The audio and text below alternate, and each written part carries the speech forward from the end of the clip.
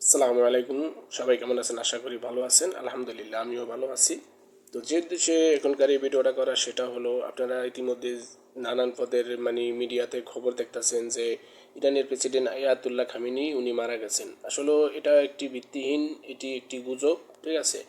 তো মেন যে উদ্দেশ্যটা সেটা হলো, আমেরিকার প্রেসিডেন্ট ডোনাল্ড ট্রাম্প উনি ওনার নিজের একটা টুইটার থেকে পোস্ট করেছেন যে ইরানের প্রেসিডেন্ট আয়াতুল্লাহ খামেনিকে হত্যা করতে তারা সক্ষম হয়েছে। আসলে এটি একটি ভুল তথ্য, এটি একটা মিথ্যা প্রচার, ঠিক আছে? আর এই প্রচারটি ধরেই আমাদের বাংলাদেশের যে চ্যানেলগুলো আছে প্রতিটি চ্যানেলেই কিন্তু তার এই মৃত্যুর যে খবরটি ওটা কিন্তু প্রচার করতে আছে। আসলে এটা কিন্তু একটা সম্পূর্ণ ভুল তথ্য।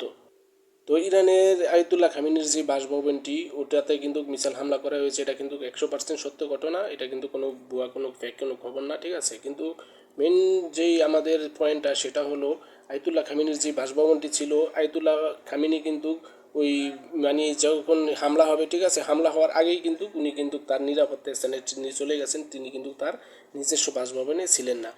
তো আমি বলবো ওই যে আমাদের বাংলাদেশের কিছু মিডিয়া বাইরে আছেন, তারা এই যে দেখতে পাইতেছেন এখানে এডিটিং করে এমন একটা পরিস্থিতি করে রেখেছেন যে তাতে বোঝানো হইতেছে যে আয়াতুল্লাহ খামেনি একটি ধ্বংসস্তব্ধের তলে পরে তিনি মারা গেছেন। আসলে এই সমস্ত ঠিক না, এটি লোকটা সম্পূর্ণ গুজব। তার পাশাপাশি আরেকটি কথা আপনাদেরকে বলি, সেটা হলো যে আপনার এই ইরানের যে রোডে যে জনগণগুলা ওরা যে নামছে, ঠিক আছে, মনে করেন এখানে নামার একটা উদ্দেশ্য হলো, সেটা হলো যে একটি স্কুলে মিসাইল হামলা চালানোর পরে আপনার এই একটি মিসাইল হামলায় ওখানে স্কুলের আমরা প্রথম খবর পাই যে ওখানে 40 জন ছাত্র মারা গেছেন, কিন্তু এখন বর্তমান আপডেট খবরে আমরা দেখতে পাইলাম যে ওখানে 52 জন ছাত্র মারা গেছে। ওই হিসাবে কিন্তু আসলে আপনার রোডের ভিতরে জনগণ নামছে। আর যে কোনো একটি দেশে যদি এই ধরনের একটা সিচুয়েশন হয়, যদি একটি মানে হামলা শিকার হয়, তো ওই দেশে মনে করেন যে জনগণ রোডে নামবে, এটি স্বাভাবিক।